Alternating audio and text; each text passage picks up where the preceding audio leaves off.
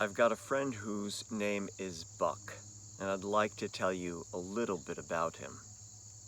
Now, if you've got a name like Buck, well, you better be rough, rugged, outdoorsy. And my buddy Buck, he's rough, he's rugged, and he is outdoorsy. Now, if you met Buck, you'd recognize him right away. The first thing you'd see is his scar. He's got a scar that starts right by his ear. It goes across his cheek, down his jaw, right across his jaw, down his neck, all the way. Well, I was always curious about my buddy's scar, but I was hesitant to ask him until one day. We were up at the Sussex Airport pub. We went there for a couple of beers. Well, the barmaid put 2 mugs of beer in front of us, 2 pint glasses. My buddy Buck looks down. "What's this?" And the barmaid said, "That's the beer you ordered. You expect us to drink them in these little teacups? We need something bigger than that." And the young woman looked at Buck and said, "The only thing we got bigger than that are pitchers." He said, "That'll do. Bring us a couple of pitchers." So she took the mugs back and she put down 2 big pitchers of beer, and we began to drink. Well, I was on my second beer when I got up the nerve, the courage to ask Buck about the scar. I said, "Buck, I was always curious about that scar. I hope you don't mind me asking." And Buck looked at me. "This little thing? Nah. Got that the first day I learned to walk." I said, "What do you mean, Buck?" He said, "The first day I was crawling and I got up on my 2 legs and learned to walk, and that's the day I got this scar." I said, "Well, how did it happen?" He said, "Well, my grandpa looked at me and said, 'Well, looky here. Look who's acting all high and mighty, walking around here on 2 legs like he owns a place. I'll show you how tough you are.' And he challenged me to a tug-of-war." I looked at Buck. "A tug-of-war?" Buck said, "Yeah, except Grandpa couldn't find a length of rope, so we went outside and we tore down an old barbed wire fence, and we used the barbed wire. Well, Grandpa, he put one end on his hand and he gave me the other end, and I looked at it, and I was just a young'un.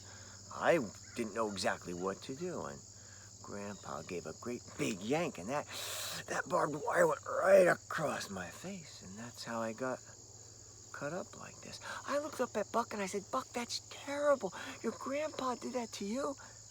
And he said, "Well, yeah, but you should see him."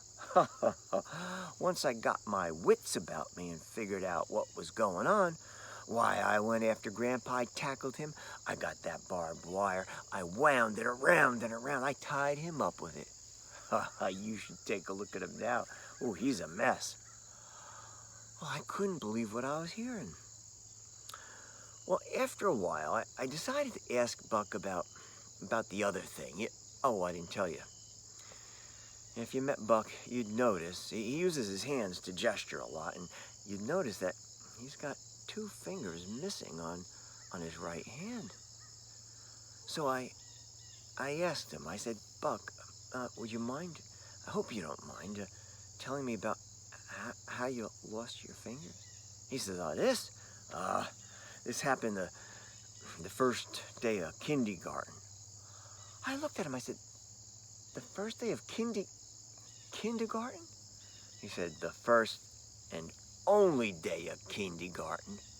My mother and father dragged me to that school, sat me down in that chair, folded my hands and said, 'Now you sit here and pay attention, and you listen to that lady up there.'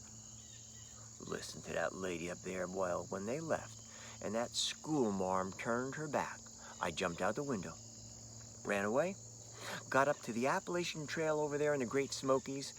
I was living there for a while and foraging for food. Well, I was picking wild blueberries one day and went around a bend in that trail when suddenly I didn't realize it was a great big black bear. She was doing the same thing I was doing, eating blueberries. Well, I must have startled her as much as she startled me. And she just jumped at me and, well, bit my 2 fingers off. I looked at Buck and I said, "Buck, how did you get away?" He looked surprised.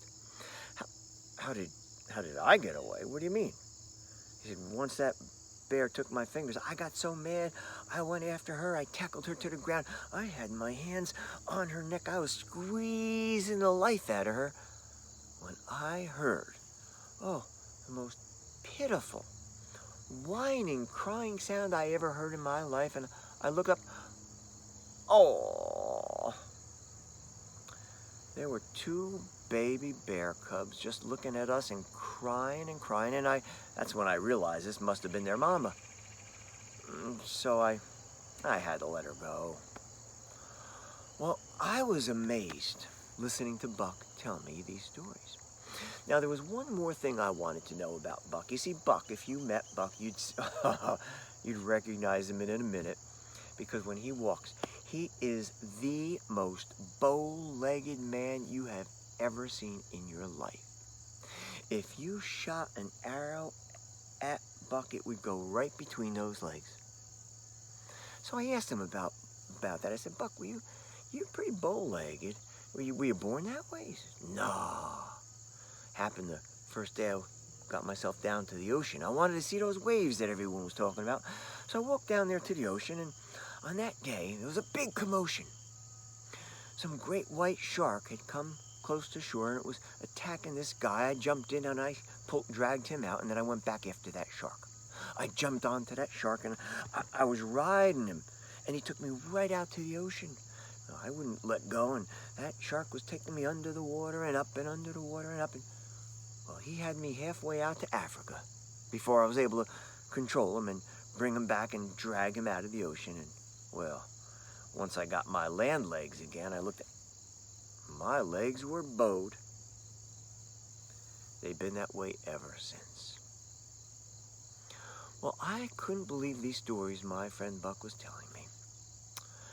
And I thought I'd share them with you. And someday, if you want, I'll tell you about one of the adventures that Buck and I had.